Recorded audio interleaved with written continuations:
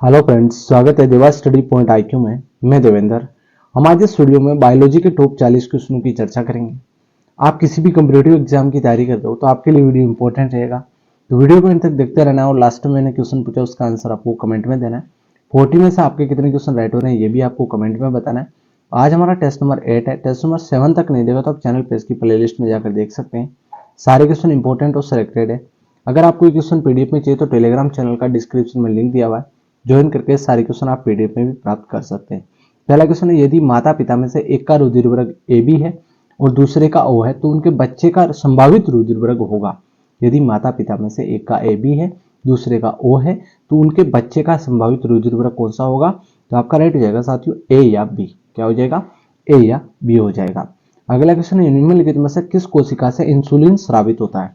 किस कोशिका से इंसुलिन स्रावित होता है? इंपॉर्टेंट क्वेश्चन है, तो राइट हो जाएगा साथियों बीटा कोशिका से इंसुलिन स्रावित होता है।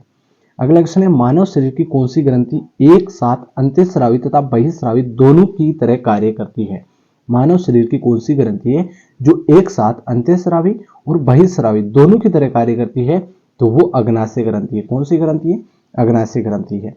अगला क्वेश्चन है, रक्तदाब का नियंत्रण कौन करता है? रक्तदाब का नियंत्रण कौन करता है? तो आपका राइट हो जाएगा साथियों अधिवृक्क है, यह रक्तदाब का नियंत्रण करता है। जीवन रक्षक हार्मोन किस ग्रंथि से स्रावित होता है? जीवन रक्षक हार्मोन है, ये किस ग्रंथि से स्रावित होता है? तो आपका राइट हो जाएगा साथियों एड्रिनल ग्रंथि से जीवन रक्षक हार्मोन स्रावित होता है। कौन सा हार्मोन लड़ो उड़ो हार्मोन कहलाता है? कौन सा हार्मोन है जो लड़ो उड़ो हार्मोन कहलाता है? तो राइट हो जाएगा एड्रेनालिन हार्मोन है, यह लड़ो उड़ो हार्मोन कहलाता है।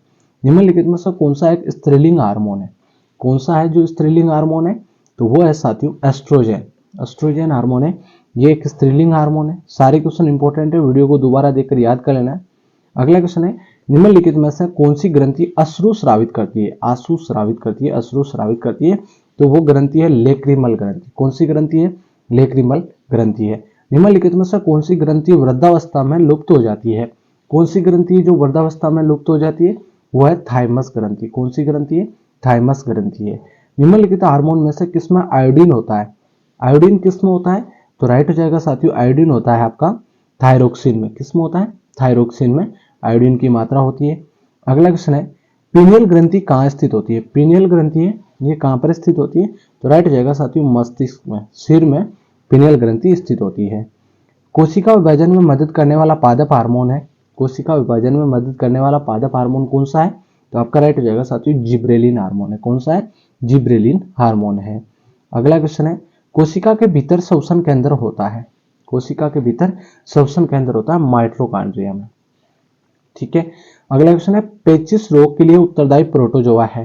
पेचिस रोग के लिए उत्तरदायी प्रोटोजोआ है, तो आपका राइट हो जाएगा इसमें एंट अमीबा। क्या हो जाएगा? एंट अमीबा राइट हो जाएगा। अगला है, आंख की दूरदृष्टि की बीमारी किसके कारण होती है? आंख की दूरदृष्टि की बीमारी किसके कारण होती है? तो आपका इसमें राइट हो जाएगा साथियों नेत्र गोलक के छोटे होने से। नेत्र गोलक के छोटे होने से।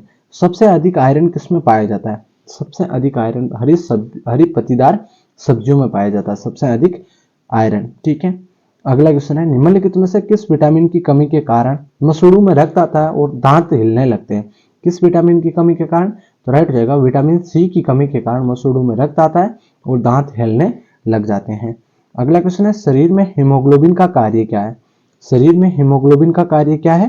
तो आपका राइट हो जाएगा ऑक्सीजन का परिवहन करना। जब एक व्यक्ति वृद्ध हो जाता है तो सामान्यतः रक्त का दाब हो जाता है उसका। जब व्यक्ति वृद्ध हो जाता है, बूढ़ा हो जाता है, तो सामान्यतः उसका रक्त दाब घट जाएगा, बढ़ जाएगा, बदलता रहता है या उतना ही रहता है। तो राइट हो जाएगा साथियों घट जाता है। क्या हो जाता है? घट जाता है। जब वृक्क कार्य करना बंद कर दे, किडनी कार्य करना बंद कर दे, तो कौन सा पदार्थ जमा होता है? ठीक है, तो इसमें राइट हो जाएगा साथियों रक्त में कौन सा पदार्थ जमा होगा? रक्त में नेत्र जनित अपशिष्ट पदार्थ जमा होता है। ठीक है। उल्टी उड़ान भरने वाला पक्षी कौन सा? उल्टी उड़ान भरने वाला पक्षी आपसे पूछा जाए तो आपका कौन सा राइट हो जाएगा साथियों? हो जाएगा हमिंग बर्ड। कौन सा है? हमिंग बर्ड है।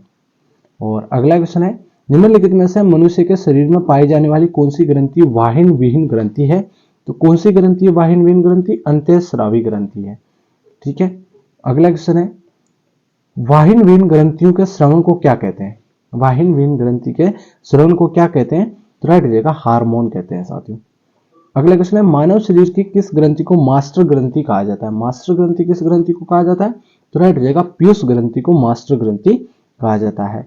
अगला क्वेश्चन है गाय और भैंस के थनों में दूध उतारने के लिए किस हार्मोन की सुई लगाई जाती है? तो राइट हो जाएगा ऑक्सीटोसिन हार्मोन की सुई लगाई जाती है। रेशम पालन कहलाता है? तो रेशम पालन सेरिकल्चर कहलाता है। रेशम पालन का अध्ययन सेरिकल्चर होता है। विज्ञान की शाखा न्यूरोलॉजी से कौन सा अंग अध्ययन किया जाता है? विज्ञान की शाखा न्यूरोलॉजी से कौन सा अंग का अध्ययन किया जाता है? न्यूरोलॉजी से तो आपका राइट हो जाएगा साथियों स्नायु तंत्र का अध्ययन किया जाता है। अगला है मांसपेशियों का अध्ययन कहलाता है। मांसपेशियों का अध्ययन क्या कहलाता है? तो राइट हो जाएगा मायोलॉजी कहलाता है साथियों। क्या कहलाता है? मायोलॉजी कहलाता है। पारिस्थितिक शब्द को सर्वप्रथम प्रतिपादित करने का श्रेय किसको जाता है? पारिस्थितिकी शब्द को सर्वप्रथम प्रतिपादित करने का श्रेय किसको जाता है? तो आपका राइट हो जाएगा साथियों रिटर को जाता है। किसको जाता है? रिटर को। सीड थेरेपी किसके उपचार के लिए प्रयोग की जाती है? सीड थेरेपी का उपचार किस उपचार के लिए प्रयोग किया जाता है? तो राइट हो जाएगा कैंसर के उपचार के लिए। कोशिका में राइबोसोम का कार्य क्या है? कोशिका में राइबोसोम का कार्य क्या है? तो राइट हो जाएगा प्रोटीन का संश्लेषण करना। प्लाज्मोडियम फाल्सिफरम से मलेरिया होता है वह किस में पाया जाता है? तो किस में पाया जाता है? तो आपका राइट हो जाएगा साथियों प्रोटोजोन में पाया जाता है। किस में पाया जाता है? प्रोटोजोन में पाया जाता है। ग्लाइकोजन शरीर के किस भाग में पाया जाता है? ग्लाइकोजन ये शरीर के किस भाग में पाया जाता है? तो आपका राइट हो जाएगा यकृत में पाया जाता है। हाइपोग्लाइसीमिया और हाइपरग्लाइसीमिया नामक शब्द निम्न में से किससे संबंधित है? तो किससे संबंधित है? तो राइट हो जाएगा साथियों ब्लड शुगर से संबंधित है। ब्लड शुगर से संबंधित है। जीव में अत्यधिक विविधता का कारण क्या है? तो जीव में अत्यधिक विविधता का कारण है उत्परिवर्तन।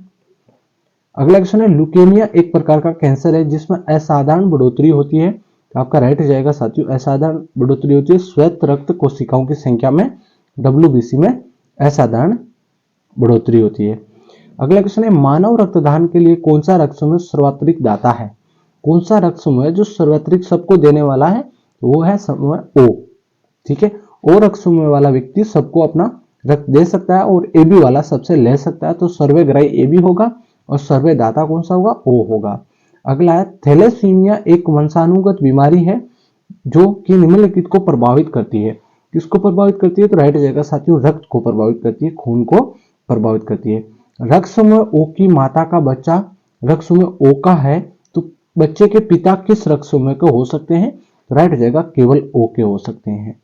ठीक है, अगला है यदि माता का रुधिर वर्ग O है तथा पिता का रुधिर वर्ग AB है तो संतान का रुधिर वर्ग क्या होगा? तो आपका राइट हो जाएगा साथियों A एवं B होगा। अगला क्वेश्चन है जिसका आंसर आपको कमेंट में देना है और 40 में से आपके कितने क्वेश्चन राइट हो रहे हैं ये भी आपको कमेंट में बताना है। लिंक्स हैलगन वंशानुगति के खोजकर्ता थे, इसका आंसर कमेंट में दे देना है। तो साथियों वीडियो कैसा लगा लाइक शेयर सब्सक्राइब करें। धन्यवाद, जय हिंद।